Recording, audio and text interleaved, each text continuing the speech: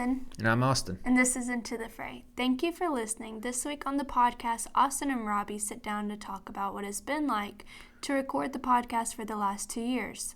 Me and Robby also talk about where the Bridge Church has been at and give some much-needed life updates. Thank you all for listening these last 2 years. We've got some exciting episodes planned for the new year. Be sure to click the links in the description to find us on Facebook and Instagram, and you can also follow the links to check out our website. Enjoy this episode of Into the Fray.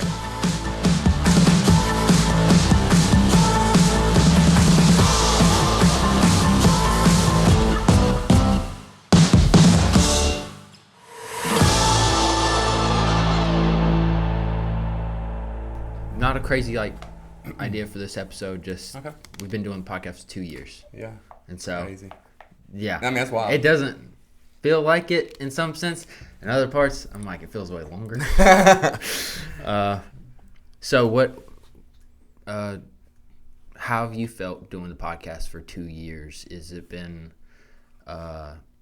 fun? Are there parts where you're like, oh my gosh, I've said things that I would never have to say in like a pulpit setting that I've said on the podcast, and you're like, this just brings me anxiety of what the heck have I said? And No. I mean, not for me. Okay. Yeah, like I thought when we first, like even the initial, like kind of just the preparation stage of like we were just discussing it and that sort of thing. I thought it was like cool because I mean that's one of the things like as a preacher, I guess it's like the shoes. Like how do you not just an age or where people are in their life that you're trying to reach this mass, audience and trying to hit everybody where they are kind of thing. But it's like, okay, you've got this believer that's, so much more mature than I am, been walking with the Lord 40 years, and you've got an unbeliever, a brand new baby. Yeah. And how do you hit deep, wide, the whole thing theologically, practically, the whole nine. And I felt like, sometimes on Sundays that's kind of tough. Yeah. I mean, which one do you go real deep and you lose people behind? Do you get real practical? And then there's just like this is deep enough. I just felt like with this was something, it wasn't like that. It's just like, let's get some of these topics that maybe a Sunday morning, you have to really, okay, there's kids there, or there's this, or there's that. You know what I mean? Yeah. Like this was a different forum, just a great space for doing some of these that we would probably do on a Sunday night, Wednesday night, just because it's like these topics they're weighty. Yeah.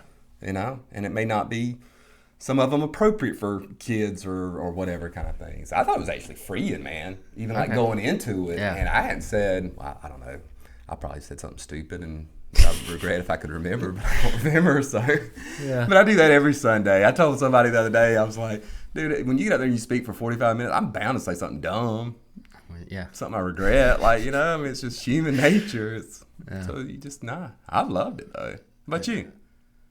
Loved it, but I've had to learn to, I feel like, adapt to it and get over some of the anxiety about just saying all my thoughts, like permanently recorded for everybody to hear.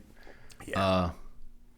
'Cause before we did the podcast, I had just got back on Facebook, and that was because like we had just went through COVID and all that stuff, and that was the only way you keep in contact with people. And so I had got to kind of seclude.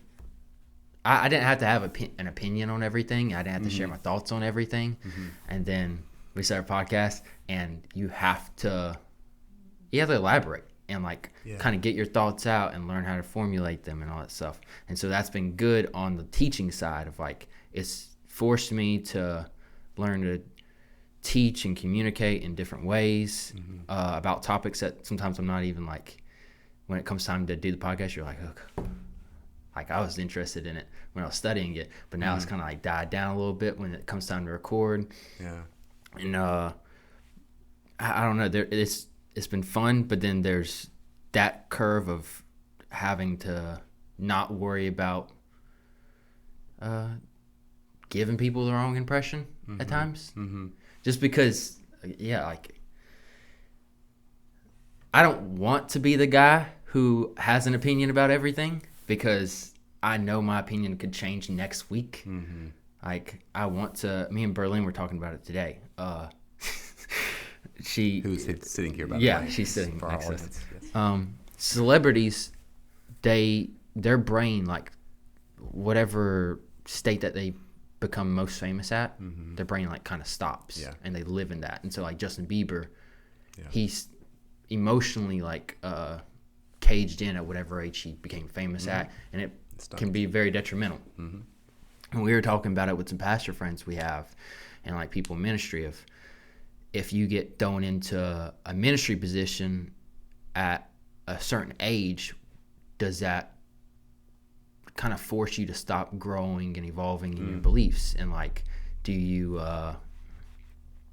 I don't know, because if you're put in an authority position, a position where you're teaching younger people, but you're not super disciplined about keeping like that teachable side to you, like you might get in that mindset of, okay, I have to always be the expert. I have to always have like the right thing to say and the right opinions or whatever. I have to always be able to feed people, but not have people feed into you. And you can, I guess, spiritually become stuck. And that'd be like a scary place to be to me. Yeah. And I also struggle because I'm like, I don't know how do you like allow yourself to get stuck, because I feel like I don't know if you feel like this. Sometimes it's scary being a teacher because you're like, no, I've only been a Christian for like 10 years. I'm a child. Yeah. Like I know that like this week my theology has been like growing and changing. 5 years from now, who knows like where I'm going to be. And it's just, I don't know where this rant is going, but it's like a cool idea to think that people in our church can listen into the podcast, hear where me and you are at, or the guests or whoever, and they get to see us like grow as believers. But then it can also be scary because you don't, or I don't want them thinking that like I have it all together either, or I have everything figured out, because I'm like, I definitely don't. Yeah. Like I'm learning and I want to like keep learning and yeah. Well, I think that's the beauty of it too. Is you want to be challenged because you want to grow, and that's a scary thing too, because you're going to put yourself in space, and that's one of the things I love about it is it's forcing yourself. It's whether you teach through the Bible exegetically, so you walk verse by verse, and you're going to come across stuff that's nobody has the answer to. Yeah. You know what I mean? And so now you're going to get up there and profess, thus saith the Lord, and it's like they expect you to give them the answer. Yeah. No, like I don't know. Yeah. I'm in Joshua right now. I have no idea what to do with some of this stuff. Yeah. and so it's one of those things that you remain humble, because it's like, yeah, I mean, I don't. And it is a constant growth and somewhat evolving kind of thing, because I think that's just a biblical thing too. The disciples were the same way. I mean, they spent day in, day out with Jesus for 3.5 years kind of thing. And even toward the end, it was like they still didn't get it. Yeah. I mean, so there's grace for that. But in the same breath, I'm like you. I think it forces us in, like, so we're going to have a topic about this, and that may be more my wheelhouse. And I feel like, oh, well, yeah, I've kind of, I've studied, I've taught this, and we'll come in here and just do this. But then you bring something out, or another guest does, and it's like, oh, I hadn't thought about it that way. Yeah. And that's challenging, and then there's some topics just like, man, I don't have a clue about, but I need to. Yeah. Because, that's a lot of people are talking about it. A lot of people are thinking about it. They're sitting around, coffee tables, having conversations about it. And I don't even really have a biblical view because I never really thought about it. Yeah. And so I need to. And so I think there's that forcing to, which is in teaching or anything, a good thing that you need to. But yeah, it's humbling in the same breath because, and one of the things I really love, dude, because when you mentioned even, 2, I guess, plus years ago about doing it, it was one of those things like, you have those like, that'd be a great idea. And you get all pumped and then like you're ready to do it. And it's like, oh, crud, what I commit to, you know what I mean? And you're then 6 episodes and you're like, do I really want to keep doing it? You know what I mean? Like there's that kind of pause there of like, you want to continue. And it's been amazing. It's been really good for me too, because I haven't, you've done so many of them, with different guests and stuff. And so it's not being cookie cut every week. It's you and I, and we're talking about this, or it's, this format or whatever. It's been a variety.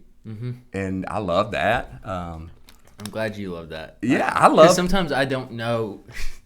I feel like that's part of the thing that I've had to like wrestle with doing the pod is if you listen to episode 1 and then you skip to episode 20 and then you skip to the last few. Yeah, I got fired about episode 10 or so, I think that's what it was. It changes like constantly, and I feel like it's partly a reflection of me of I don't really know like what I'm doing with this. And so how I had described it to somebody recently, I was like, kind of feel like it's a project and I'm kind of figuring it out as we go. Like I want it to be a resource for our church, but it's not like maybe the Gospel Coalition resources where it's like they got it like they have a vision, they got it nailed down. It's more like I'll give you what I can give you as like I'm getting it, and like you don't know really where this journey is going. Like the whole idea of Into the Fray was like we go into tense, uncomfortable topics and situations, and we find God there. Yeah, and I feel like that's kind of been the evolving nature of the podcast. Is there's moments where I'm really fixated on like different cultural issues, and I want to find God in those cultural issues. And so me and you, I do feel like that's where like me and you, I feel like really nailed it, was the conversations me and you have on those issues. I think we're really good at those episodes. But then there's also those moments where I'm like, I want to like give people, like help them walk through scripture. And so I do the Galatians series, and even that series, like episode 1 sounds different than the last episode. And it's also like that, I feel like was a opportunity for me to learn how to teach in a different way than I'm used to. I started off wanting to be like super like just nerd out about the Bible because I like doing that. But then by the end I was like, I'm feeling like a pull towards like a more devotional, like applicational, like I picked my Tony Evans commentary back up going like I started off with like a Bible scholar study Bible when I was working through it, and then by the end I was like, there's just so much like application and stuff that like do you feel like that as a preacher? You're like a mesh of all these different influences, and so you have like John MacArthur but Stephen Furtick also like forming your personality and your way of teaching, and sometimes you're like, I don't know what I am. A complete and that's you and I talked before just about and even listening and reading people that we know even going in that there would be some issues that we would not agree with. I mean, just whether it's deep theological or more practical or whatever it is. And so a lot of people would just be like, well, then I'm not going to read them. I'm not going to listen to them. Just altogether avoid them kind of thing. But man, listen, if somebody spent 20 hours with God during the week over a text, and whether he comes out and it sounds a whole lot of Christian psychology and practical and this and that people want to rail on, or it's just nothing but Greek and Hebrew and, sound, Calvin, like, dude, I'm like, I want to glean from some of it. Both of it, you know what I mean? Yeah. Like, man, they spent 20 hours with I want to hear what, So, but I feel that way. And one of the things when you were talking, like, I think for you, like, I loved that it wasn't just cookie cut. I mean, because, like, you click on one podcast or you're listening to this or you're reading this or whatever, it's like, okay, it's devotion week. So every week is a devotion. And that's cool. That's their that's their groove. That's their space, that, whatever. Good, but this has been like, I know it's 2 years, but that's kind of life for me. Yeah, 1 week I wake up, man, I'm gung ho, and let's talk about this and do that, and the next day it's something else, and I kind of like why do we service? Does it have to look the same every Sunday, every time we meet? Does a podcast have to be you and I? And one of the things I'd really appreciate too, Austin, is like I listen to some, or even if it's sports talk, I don't care what it is. And it's usually you have the host, and then you have the guy that's the assistant, or whatever you want to call, and he's just almost like the yes man. It's just like whatever you spew it, bro. Yeah. Or it's very combative by nature because they're trying to And I feel like with us, it's kind of like we're just who we are. Yeah. And we're going to disagree on some things. Mostly not, surface level, kind of practical or whatever kind of thing. Yeah. But it's not like just, yes, you're right, you're awesome, I love you kind of thing. Kind of, yeah. But it's not the coming in to know you're a complete idiot and how can you even think that? It's like, Nah, dude. I mean, we're going to, again, life. I'm Yeah. going to agree with a lot of it, most of it, just because I know your heart and we believe the same thing. But then there's some other aspects we can disagree, and it doesn't change one thing once we cut this podcast off. Yeah. I think that's something I've loved about doing the podcast is it's highlighted for me over the years the similar, I feel like, heart we have and why we're both at the bridge of we have a heart for, I don't know, unifying God's church and not getting caught up in like the division and like the dumb little squabbles like church people get into. Yep. And I think I've seen that with like the church overall of we have a heart to like partner up with other churches and do ministry together and like cross like denominational barriers and stuff like that. And I think that has maybe been one of our strengths with the podcast is when me and you have conversations, it's not like cookie cutter, like this is, we got to make sure that we stick in like the guardrails of like Southern Baptist theology or anything like that. Like me and you, we both have the heart to just follow Jesus wherever he takes us. And it doesn't like that. There's some podcasts I listen to, and at the end of the day, I'm like, yeah, y'all are just like committed to Baptist or like committed to Methodist or whatever it is. And I feel like for us, it's the same for our church of like we're committed to following Jesus regardless of what tagline we put on it. And I think that shows with podcasts because we've had really cool conversations like about eternal security and just even like one of my favorite episodes, and it wasn't the most played, but it was one of my favorites, was the Abraham killing Isaac episode. Oh, yeah. Because I've heard that taught so many times, but me and you, we didn't have a conversation like hitting the typical like points of that text. Instead, we're like, yo, like God looks a little messy here. Like let's not go straight for like, you know, God called Abraham to do it, and Abraham did it because, you know, got to glorify God in whatever he calls you to do and never question his goodness. So we're like, no, like that, let's question it for a second. And things like that are just, those are like the times that like doing the podcast, I'm like, this is regardless of what anyone thinks, like this is a good like episode that shows the heart of me and you, the heart of the Fray, the bridge, and those are like the episodes I'm like, I want to like send people and be like, you want to know like we're about, this is like the episode you go to. Yeah. And you know, one of those things, and I feel like, you know, people that are, whether they attend the bridge, small group, listen to podcasts, whatever kind of, listen online, whatever kind of thing. Because I mean, again, I listen to a ton of stuff, and sometimes I wonder if that dude's really like, I wonder if she's really like that off air. Yeah. Out of the pulpit. I mean, you know, are they that dry, like in real life? You know, I mean, some of the guys I listen to, I love, but I'm like, I want to smack them with a joke and just see if they laugh. I mean, is that really in their DNA? Can they truly smile? You know what I mean? Because I just like, man, it's hard. Like, boom, 45 minutes of, man, I'm wore out after listening to it, you know? But then some, it's like, I think for people that are around us, it's who we are. Yeah. I don't care if it's Sunday morning, you know, service or whatever, or a podcast this is us, like good or bad, like it or don't, it is what it is kind of thing.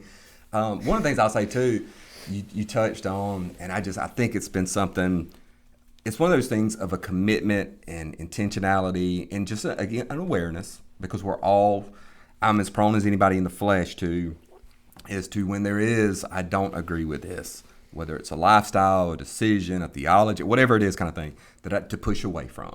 Like you're not ever, I can't change your mind, you're not going to change my mind, you know, so we're not going to talk about it kind of thing. And I think one of the things that you have done, not just on air, but just in life, is I am committed to not letting this divide us.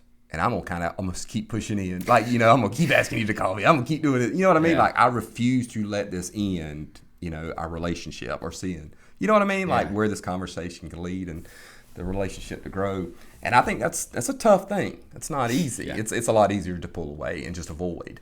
Yeah. So I have those, but yeah, I love having them, man. It makes me very uncomfortable, and I think we should get very comfortable with being uncomfortable. Yeah. I think where I got a good reminder of this is like the Wednesday night version of like the Bridges teaching is, I guess it was over the summer. We took a break from youth, and I got to come and sit in on the Wednesday night class, and it's something I always miss not being a part of because I really like. It's like the one time of the week where the men and women are together, and so you can hear Miss Marcy, but you can also hear like a James and hear like their different points of view, and it's like you're getting like the best from men's and women's group and pulling them together, and hearing their conversations, and then the questions that are asked are just, they're not surface level. Like there was one night that we talked about, like that was part of the conversation, was about like eternal security. And someone was like, yeah, I don't understand how, like do they think that Jesus just like stops loving you, or and I was like, that's wrong. Like that's just an obvious question that anyone would have. And some churches might not want to have that conversation at all, or they might want to like quickly nip it in the bud. Yeah, but how instead, dare you ask that out loud? Yeah. And instead, it's like, no, like let's have a conversation. What are you thinking? Yeah. What are you thinking? And you get to hear the Church of God just what the idea of meditating in the Psalms was like, the idea of wrestling through Scripture together and wrestling through God's Word and being like, not just taking it and just being like, okay, this is God's Word, but instead wrestling with it and being like, how does this make me feel? Does it make me uncomfortable? Does it make me comfortable? Is there truth here that I can pull from, or do I have a tendency to like push away from it? Like how is God's Word hitting me? And I feel like that's how the Wednesday night studies are, and I feel like this is like that's a good reflection that people can go to. If you want to know what the Bridge is about, you go to the Wednesday night classes, and you get to hear from our people, but you also get to hear just like the heart of you asking intentional questions of like the congregants and saying like, let's have this tough conversation. Yeah, for me, that's the big thing. And I kid not, that like I do a lot of cool stuff that God allows me to do, kind of thing, on a weekly basis. That I think is the funnest, best thing. Yeah. The most, I don't know, I love doing it.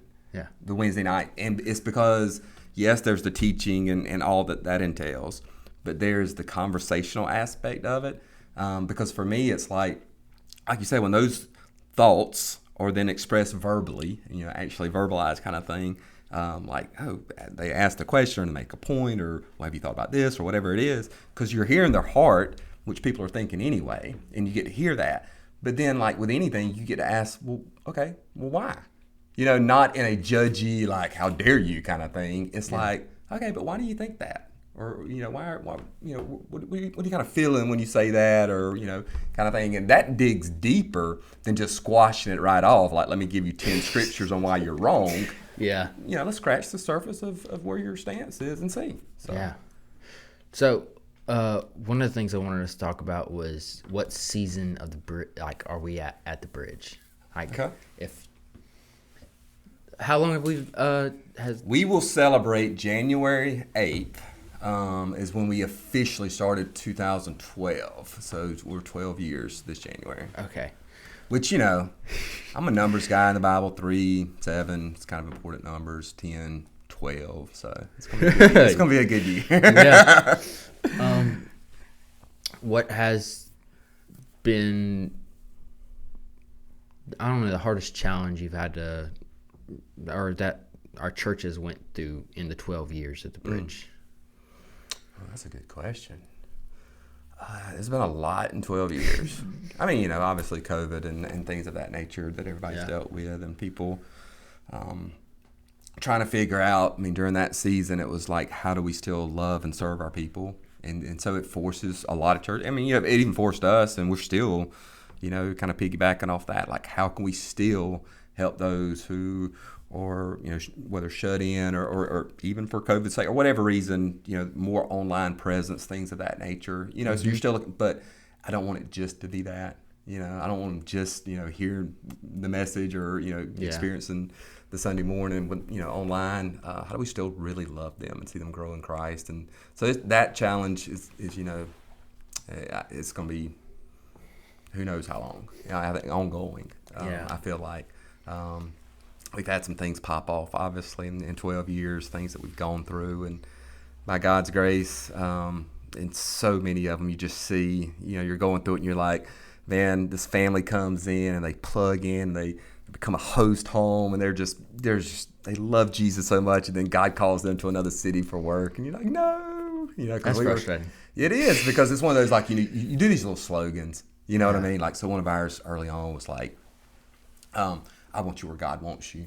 And so, like, if he doesn't want you here, then, or, he moves you somewhere else, and we're not going to lose people. We're going to send out leaders. That was kind of our, one of our mantras kind of thing. And I remember that very first family that was like that. It was like, man, that sounds real good. You can tweet that or whatever else. Man, that kind of stinks. It kind of hurts when it happens kind of thing. But he's bringing it, and others are going to rise up to the occasion where, a leader in whatever capacity is, that space is voided. Someone else rises up kind of thing. And you're like, man, I want, if God hadn't moved them, would that person still have stepped up? Well, maybe not. Yeah. But yeah, it's a lot of challenging things. We are such a beautiful mixed bag of people. Yeah. I would not have it any other way.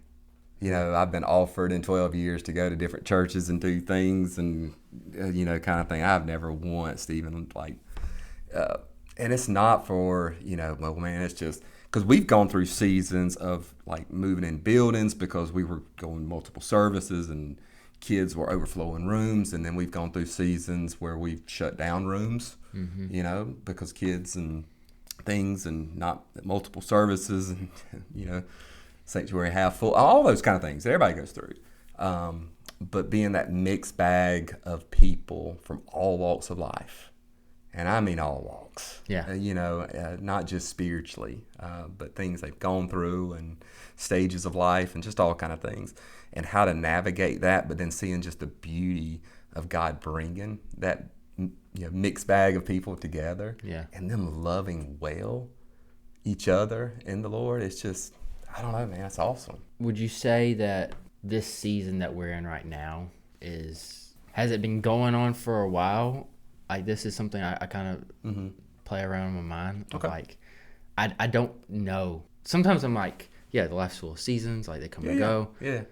And then I look at the bridge and I'm like, I don't know where the season started or where it's went.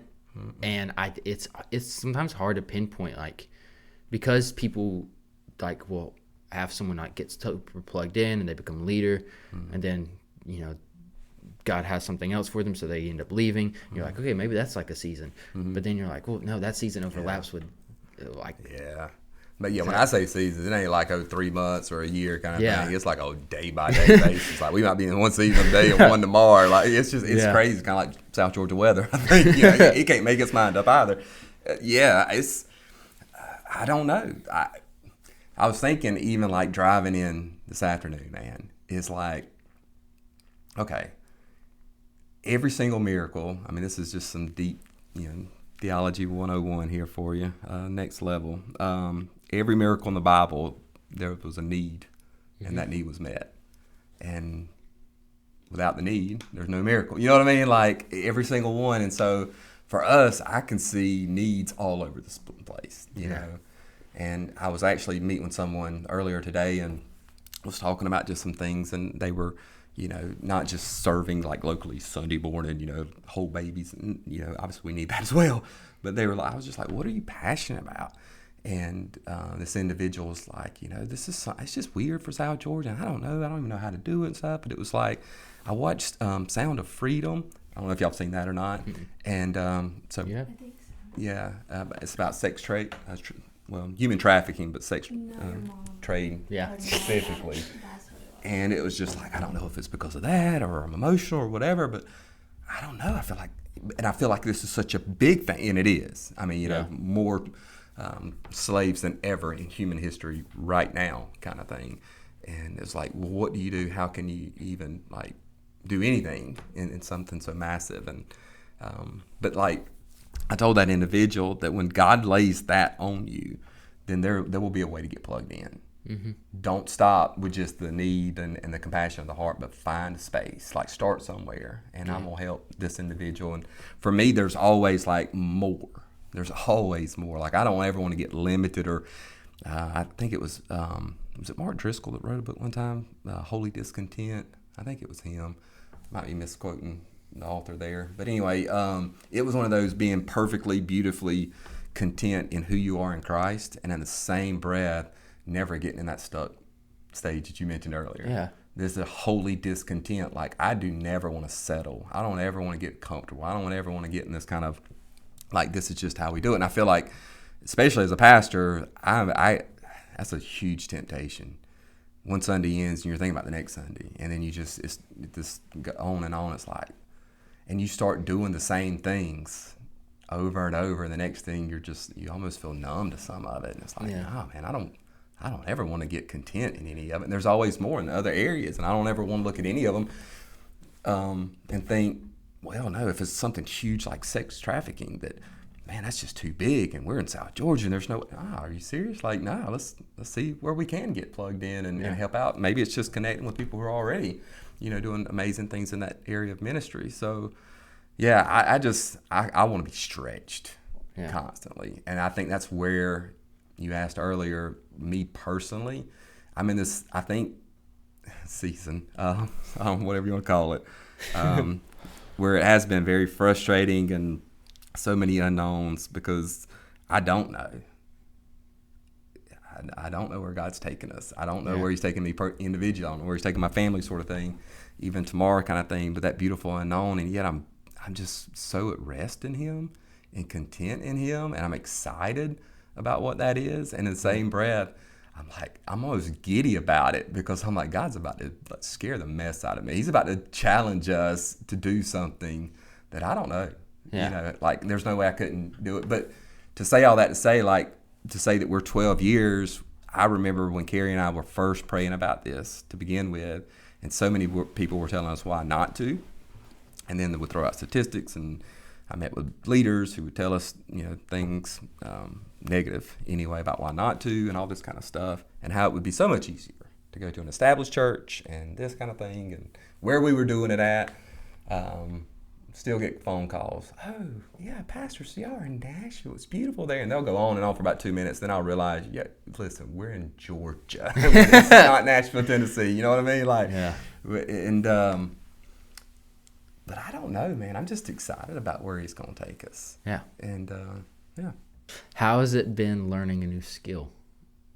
With which one? Because one of the seasons I feel like me and you are both in is some things happen with behind the scenes ministries at the church. And so me and you both kind of stepped up in different areas of, like, I started learning photography a little bit, learned the soundboard, which, thank God for getting me through those 2 Sundays. That was rough. And then you've been learning like video editing and like audio editing and all that stuff. How has that been for you? Is it fun, or are you like, goodness? Speaking of being stretched, there's certain things. It's like you try it and you realize how much of an idiot and just you don't know about something, and there's just a frustration. It's the newness. It's like coming out with a new phone or whatever, and it's like, no, just give me back my flip phone after 15 minutes because you can't figure it out. You know what I mean? Yeah. But then once you start to realize and figure out how it works, it's like, oh yeah, this is it. You know what I mean? For me, it's that, like, I see those areas. I guess the balance that I try and find, and you and I have talked, it's kind of like, whether it's the name of the podcast or this ministry or that, like, I know I'm not supposed to be involved in all of it. My name's not supposed to be all over all of it. You know what I mean? Like, it's not. Like, it's not the Robby Rose show. You know what I mean? Like, It's not. And so even getting involved in ministry, sometimes I'm almost, I'm almost hesitant and just extremely cautious about it, because sometimes I don't want to overstep, for one. I don't want to step in spaces that I don't need to. You know what I mean? Yeah. Like, I don't want to do that, and then there's somebody who God has got prepared to do it, and I've just decided upon myself that, well, heck, if nobody else is going to do it, I just do it, kind of thing. Yeah. And then that person's like, oh, well, it's taken care of. You know what I mean? Like, Yeah. they just walk in, it's like, oh, Pastor Robby does that, Austin does this, Berlin. You know what I mean? Like, no. Yeah. So it's kind of that weird tension of like, okay, there's that need, and I know how awesome this can be, and I can learn it, and I don't mind. And yeah, it has been kind of fun, because yeah, it does stretch me, you know, because there's those areas I am not just, you know, no experience, not extremely, it doesn't just come to me easily, kind of thing. It's a lot of grinding. I do a lot of praying over that computer and things of that nature. But it's good, though. I don't mind it. And then once it comes, it's like, cool. It's like a kid learning something. Yeah. I can learn it. I'm old, but I can learn it, you know? How about you, though? How about you learning stuff? The photography, by the way, crushing. Thank you. And you know. It's a team effort. Yeah. Because I do like that of, and we'll kind of get into like life updates in a minute. Okay. But Berlin has, me and her have kind of been doing ministry together this, I don't know, last year or so. Mm-hmm. And that's been really fun. And so with the photography, I didn't have to learn on my own. Like I started trying to just play around with it and figure it out, because I was like, we need pictures for Sunday. Yeah. Like no one knows what this place looks like on the inside. Mm-hmm. Like according to our Facebook page, because I think at the time it was like from the worship, what is it called? Where like all the churches got together. The night of worship. Yeah, the night of worship. Yeah, yeah. And that church, they have like a big budget for that stage. Yep. And I was like, if people can't even hear it, thinking that it's that place, they're gonna be like, yo, they like saving money.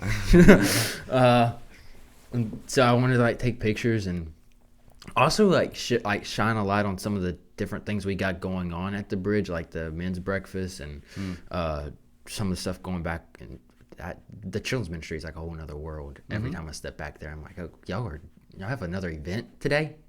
And I just want to like shine a light on some of those things. But Berlin quickly, like she grabbed the camera with me and she started taking pictures, and half the time she's taking better pictures than me. And it's been fun learning how to edit. Even like I think it was last week or the week before, Ryan texted me and he's like, are you using Lightroom? And I was like, I don't know what Lightroom is. I was like, I'm using Photoshop Express on my iPad. And he's like, okay, get Lightroom. And I got Lightroom, and he showed me how to fix some photos that I posted on the Bridges page. I was like very like fuzzy. I was like, it's just a design choice, and you know that's how I was gonna roll with it. But he showed me that. And I was like, this completely changes it. Like I can fix a bunch of photos that I thought were trash, and so there's that cool part of like I'm learning how to use the camera, and we're playing around with settings and just kind of experimenting. And then the soundboard, I don't really know if my ears are the best to be working something like that. Same with like editing the podcast. I don't wear ear protection at my job, and so I'm not really positive my ears are like Lance made a comment. He's like, musicians have terrible hearing because they don't protect their ears like the right way or whatever. And once he said that, I was like, oh, well, I don't like I'm working around saws all day, and I never wear the hearing protection I'm supposed to. I wear goggles, but I mean half the time they get put on my hat and I forget they're there, and I like walk and I have goggles on my head for the rest of the day. And so it was cool seeing kind of Lance's world and seeing how much he has to focus on a Sunday morning. Yeah, because it was like there were so many buttons, and like I was asking a lot of questions. I got to kind of shadow him for a couple weeks, and but there was just so much. There's like no way I could like humanly like take all that in and apply it.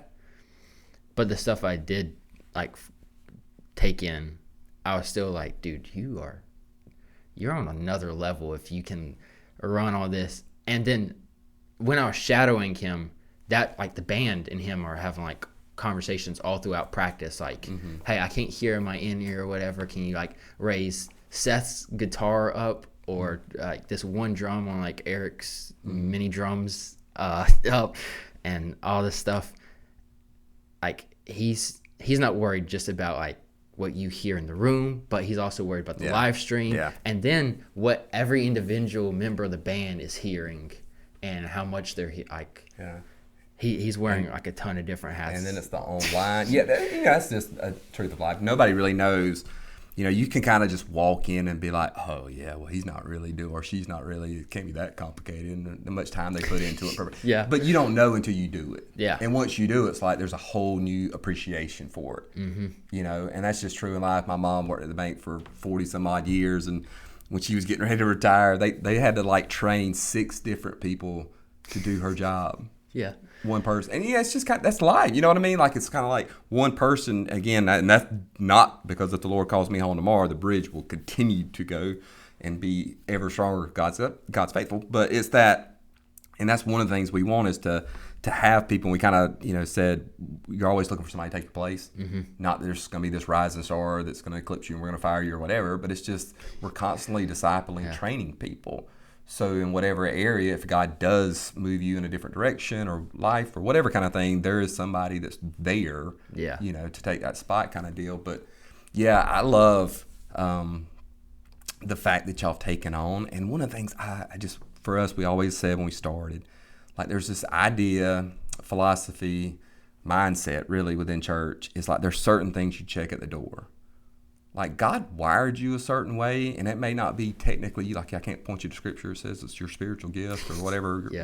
But God's given you talents. He's given you passion for things, and I just think that's I don't know, breaks my heart that I think that sometimes we say, okay, well, if it's not passing around baskets, if it's not holding babies, if it's not teaching a class, if it's not this, it's like, well, we can't really, you can't use it in the church setting. I mean, like photography or things of that nature. It's like, man, you capture, y'all, or both of y'all, capture some things sometimes, and I'll go back and I'll see it and hear and look and see and hear even just people in person kind of thing make comments about it. And it's not like, oh, that's an amazing, the lighting and da-da-da-da. But you're capturing their expression of being baptized when they come out of the water, or it's a child on stage, and it's whether it's funny or whatever kind of thing. And that's stuff that's, again, in Scripture, man, I mean, David, he honed in his skill of being a musician. He didn't just like pick it up one day and God gave him this great talent. I mean, he learned it, he practiced it, and then God used it for his glory. That's how he actually got in the kingdom. Yeah. That's how I mean, it was first being a musician kind of thing. And so I think it's a beautiful thing when you pick up new stuff like that and you hone it in, even when there's the frustration. And nobody's perfect. Laugh at yourself when you make mistakes. It's okay. Right. This Sunday, just so y'all know, this past Sunday, not this Sunday, Lance, who is a magician, a whiz, left my mic on. Well, Pastor Robby, who has learned this lesson because it happened a decade or some ago, years ago, I did it before, so you would think I would be the one that would double, triple check that I would cut my mic off after going up and coming back down and then singing because I have a horrific voice. Neither Lance muted me, nor did I cut it off. And so, everybody got to hear my beautiful voice in their ears this past Sunday, singing nonetheless, "Oh, Come Ye Faithful." So, like, if it was, I don't know, a Need to Breathe or Crowd, or maybe it's not so bad. Yeah. You put in a Christmas Carol, that's next level, dude. I feel so bad for everybody that listen to that. It happens. And when he told me, I mean, he was literally, he was very, apologetic. I'm like, I just laughed. I was like, dude, it's fine. I mean, it happens. It's cool. What was, I know that one of the things you've been, thinking through and working through is you were, and if we need to cut this, we can, but you're teaching. Okay. You said that you wanted to, you were like working on things that you're like your teaching style and stuff, and how you deliver and all that stuff. How has that been going for you? Because that's maybe that's my nerdy part. Like, I do. That stuff. No, I feel like I don't know. I would say everybody, but I think most people are the most critical, themselves. They're just self-critical kind of thing, and I'm no different kind of thing. Every Sunday, it's one of those things. And then again, having to edit it just is, can we edit the whole thing? Maybe put somebody's voice in, I don't know, like, what can we do? Maybe that's it. Maybe if I do a voiceover of John MacArthur or Piper, or I don't know, Matt Chandler. Oh, see, that would be good. Yeah. Then it would sound really great, and everybody would be like, that's the most brilliant thing I've ever heard. But I want to, just like learning new things, I don't ever want to settle like in what God's called me to in preaching. Like I want to be evolving. I want to be getting better. I want to learn from. I want to be critical or critiquing, I guess, self-critiquing without just being condemning. Yeah. And there's a difference. You know what I mean? Like I'm not like, I stink and I'm gonna quit kind of deal. But it's like, okay, this Sunday or this past Sunday or whenever it is, okay, I didn't do this well, or I whatever happened kind of thing. I want to address it. You know what I mean? I want to get better from it. I want to learn from it. The adage about, fail until you don't, you're always going to fail. I mean, you know what I mean? You're always going to do stuff that's, like that. And it's not going to be a perfect, and what's even crazy about it, and one of the things I love about preaching, and I have to remind myself of, is that I feel like some Sundays I'll come down and I'm like, yeah, that's probably the best one I ever preached. Yeah, that's it. And it's crickets. Not that God didn't move or anything. You know what I mean? But, and then some Sundays I'll come down and be like, I should quit. I should have quit yesterday. You know what I mean? Like that was trash. And then people come up and it's like, when you said this, and I'm like, I'm not even sure if I really said that. Maybe it's just what you heard, or maybe it's just the Lord's spot. I don't know. Maybe I did. But so, I mean, it's one of those things, again, I think if, that pride, man, it can be a bugaboo, and if that thing gets a hold of you, and God keeps me very humble in that arena of preaching. But I am learning, because there are things that I feel like I can get better at. And even my thing is I just want it to be clear, like clarity. I want the gospel to be so clear, and I don't want to be a stumbling block in any capacity to the message, and trying to land on those different spaces where people are in their life. And I mean, I know you've mentioned even about, because again, it's kind of more of how you're wired, and how God speaks and uses you is through the media. So having, the points or the things up there, and how that, just kind of drives it home. And some Sundays for me, man, I can rattle them off and I can put them up there. And then other Sundays, it's like, they ain't none of them going up there because I'm probably not going to any of them. You know what I mean? Yeah. Like, and so it's just, again, every Sunday is going to be a little bit different. Yeah. That's okay. So life updates. We haven't, because since September or August, I've been doing a Galatians series on the podcast. And that has not been like me sharing anything personal, really, just me walking through the book of Galatians. But I haven't shared it on the podcast, and me and Berlin are having a little girl in April. Yay. And so we have, I don't even know how to really talk about it. We're having a little girl, and it's really exciting. Don't really know what to expect because I've never been a parent, so I don't know how you could know what to expect. We're taking it day by day. And buying a bunch of parenting books. My whole Christmas is like dad books, like The Daily Dad by Ryan Holiday. Nice. Me and Ryan Adams are gonna go through that. From my sisters. Her family nailed it. A book about why parents need to matter more than the kids' peers. And like I just was like reading during Christmas a little bit of it, and it was like talking about ADD and how a lot of kids really don't have like attention like issues. It's just their attention goes to whatever they crave, like or whatever they think they desire the most, need the most. And so if they don't think the teacher's offering them anything more than their friends, then they're just gonna pay attention to their friends. And I was like, this is so interesting. But it like that's a part of it that's like I'm learning about how kids are wired and like just how we're all wired.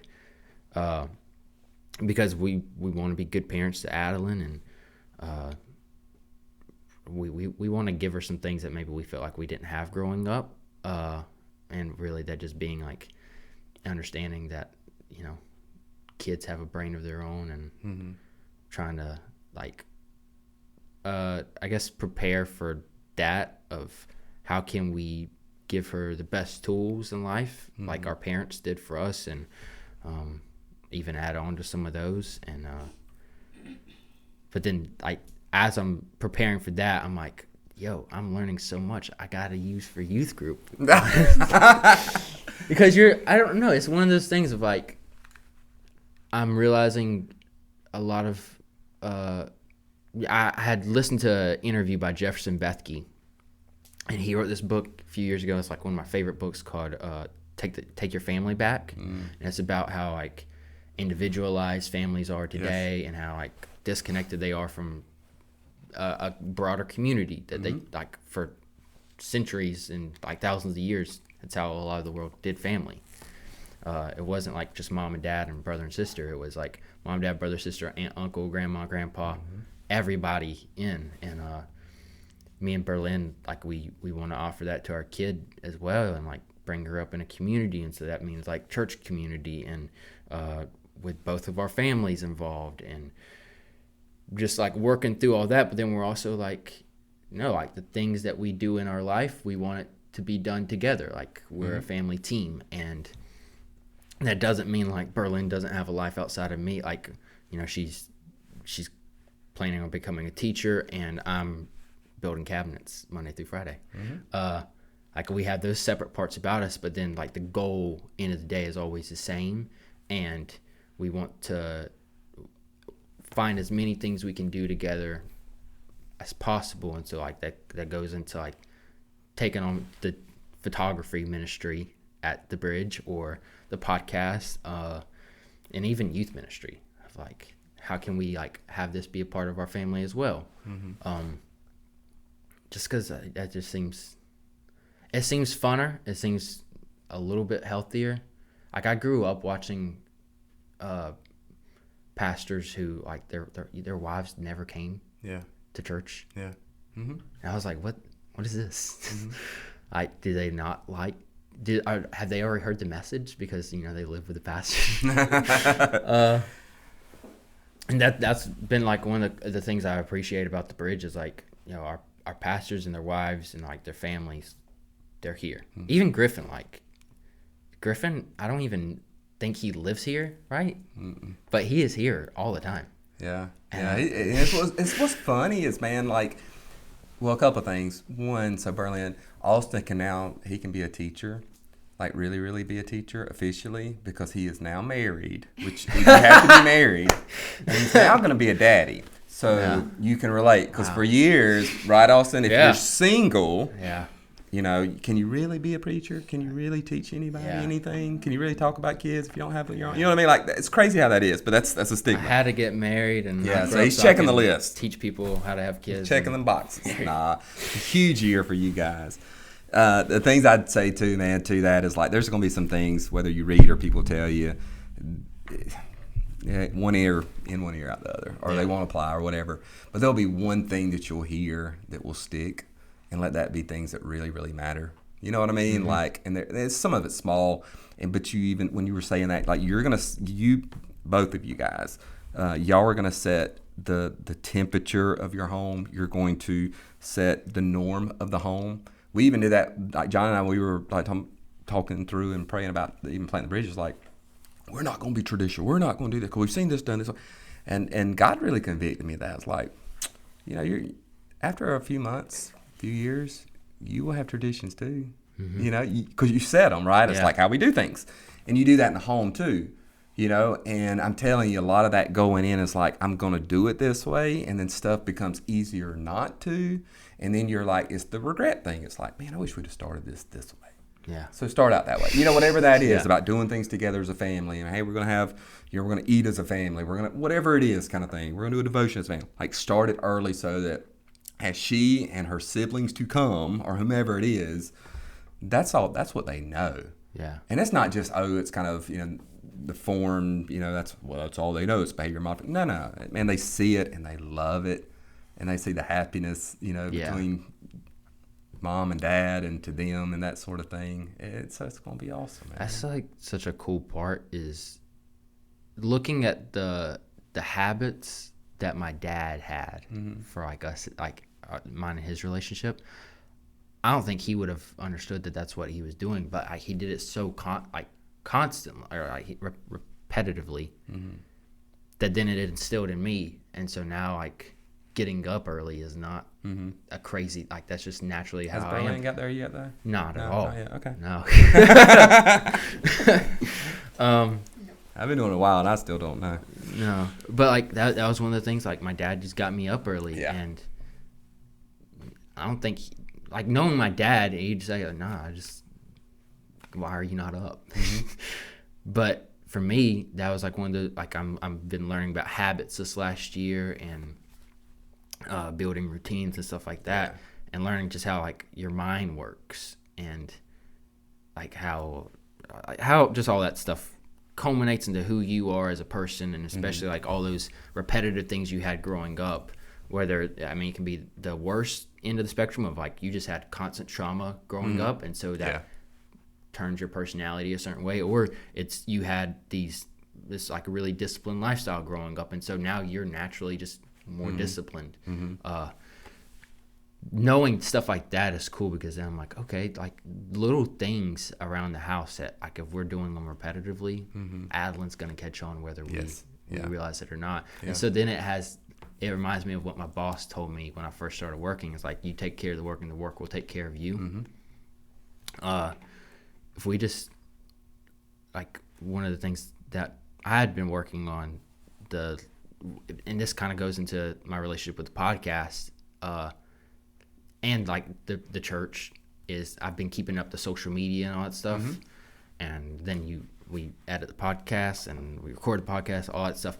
There's so much technology in my life that I was like, this is a lot. Yeah. And so how can I limit my use of technology and keep myself away with it, still be able to productively use it when I do am on it.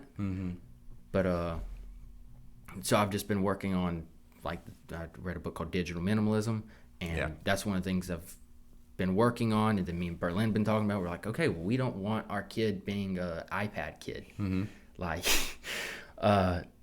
We want her, if she gets bored, we'd rather her grab a book or go grab some Legos than grab the iPad, because that's just me and her both are looking back at how much the iPhone and the iPods warped our brain, and we're okay, how can we, knowing the danger of it because of firsthand experience of us being the first generation completely grew up with this stuff, how can we set Adalynn up to where she's not having to struggle as bad? She's still gonna have struggles, but things like that are so it's one of those things and it doesn't mean we're gonna eliminate completely, but how do you have that balance?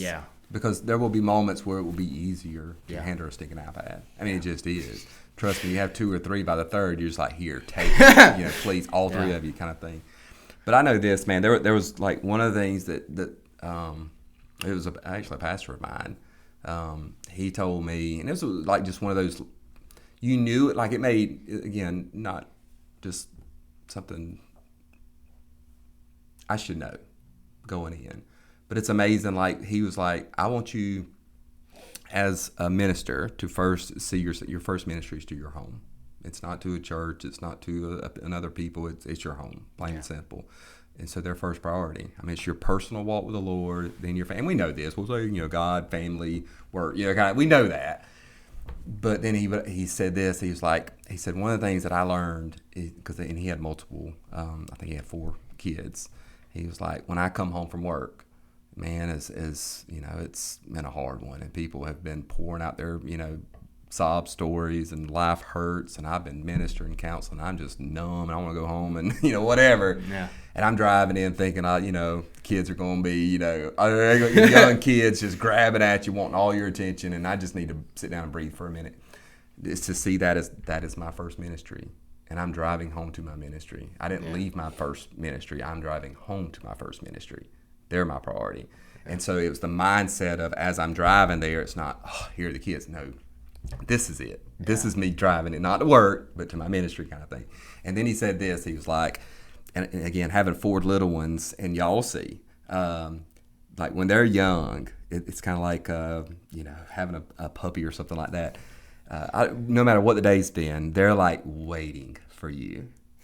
And he was like, but here's what you need to do. He said, this is just life experience. He said, I want to set the stage very early on. He said, I can tell my kids, my boys, that's what he had. He had boys, that, it's mom first and then you. He said, but for me, it's showing them. He said, so when I walk in the door and they're looking out the window, they're about to run out the door. They're about to all tackle me. We're going to get on the floor and wrestle.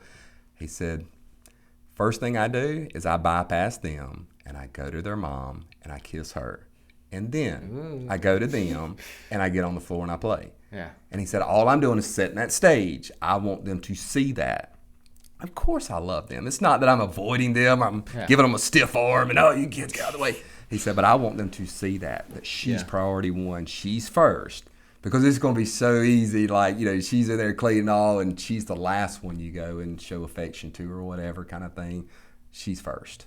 Yeah. And that's just been something, again, it's not easy, but it's needed and it's the right thing. And when you start doing that, and like you said, even habits, like, man, that's what you do when you walk in the door. And they see that. Yeah. Because I want my kids, I want my boys to see my relationship with my wife, and that's what they want. They want it better, because you always want better for them kind of thing, like you said. But I want them at least to want that because they've seen it lived out in their home. Yeah. So. I like that. Do you have any life updates? I'm not having a baby. Yeah. Is he about to graduate? He is. Yeah. He's technically going to be a senior. Now we're homeschooling. Yeah. So we were doing that. So yeah, he's doing really, really well. We went on a little mini vacay yesterday, an all-dayer kind of thing. We snuck out. We didn't even tell anybody. We just busted out. So if you try calling me yesterday, sorry. I did get back with most people today, kind of thing. But yeah, it's funny. It's one of those things you got to guard to, and I'm not good at this. And this is something I continuously have to work on. It's taking time off, because I don't take off Friday. I don't take off Sunday. You know what I mean? Yeah. And Saturday. It's just one of those things. And so my wife is very good about helping me with this, is taking time and the phone goes down and that sort of thing. So we snuck off yesterday and we went up to Columbus. We went to Callaway for the Christmas lights. They have a safari there. And so this safari, which is obviously, it's on this massive piece of land kind of thing, and it's a drive-through. And Carrie and them had been to it before, but I was unable to go because of work. And so this year they're like, you're going. And I'm like, I'm going. And so we went, but they have like everything from, giraffes and ostrich and elk, all these variety of deer. I mean, hundreds and hundreds and hundreds of them. They're just out. They're out, right? And they come up to your car and you feed them. Like they put their head in. This big old wildebeest, bison puts his humongous, head that barely fits in your window. And so my special needs child, Bryce, man, he could not contain himself. It was just hilarious. It was wonderful. But it was just time with my family. It was good to get away. But other than that, man, it's a finding this balance for us. Like my kids are obviously, Griffin's. We're about to have a 21, 19, and 17. And they're at very different stages now. I mean, they're young men kind of thing. And for us, Carrie and I both, we were talking about this just the other day, is finding this balance of they're expressing themselves and we allow them to, and to be in that emotion, whatever that emotion is, because of the situation they're in or whatever it is kind of thing. And it's okay to be in that emotion. Yeah. But we're also going to be adults about it, and we're going to not just stay in that, and we're going to conversate with one another, and we're going to respect one another. And so it's just a different space of parenting right now for us, which is really cool because we've got these little grown-ups and navigating that. And so it's different. It's good. Are you at I know when I like graduated high school and like the last few years, like the older I got, me and my dad's relationship changed to where it's more, and even my mom's, we're building more of a friendship now. And that's something like we were all talking about one night, is how fun it is that like they're now becoming grandparents again because of me and Berlin. But like they don't have to baby us and like watch out and be like, okay, has Austin paid his bills this month? Like has Austin like brushed his teeth this week? Like he did, like they're not having to watch over us and care for us in that way anymore. Instead it's okay, like how, I don't know, it's more like a getting to know you all again type stage. We're getting to have conversations and it not be like parent to child, instead it's like adult to adult. Even though like I still like always want to hold my parents up and take whatever I can get, like whatever lesson I can get from them. But it's just like one of those cool moments right now for us of like I feel like we're building friendships with my parents and even her parents. Is that where you and Griffin are at? Yeah, most definitely. I mean, there's the, you know, I mean, you guys are young kind of thing. Like, I am grown kind of thing mentality as my child, and so he doesn't need me. And then the very next breath, he needs me to do something. He needs my, you know what I mean? So you have this balance, and for me, it's actually really fun. Because they are at this stage, like it is now. You're a grown up now, a young adult, and so there's the bills and there's the life lessons kind of thing that are obviously in this season of his life kind of deal. But yeah, it's also, you mentioned that about, even like Griffin, who's 21 and, doesn't live here, in college and stuff. And I've never once forced my kids, to do anything as far as like, I did not want to be that. My wife, was sitting a package deal where she plays the organ and teaches this and does that. Like, I am 2 for 1 kind of thing. Sorry. She has found and continues to find her own space in ministry and other things. And with Griffin, it's not going to be a forced thing, but he texts me every Sunday. And if he's an hour and a half away from here or whatever, he's like, I'll see you Sunday morning.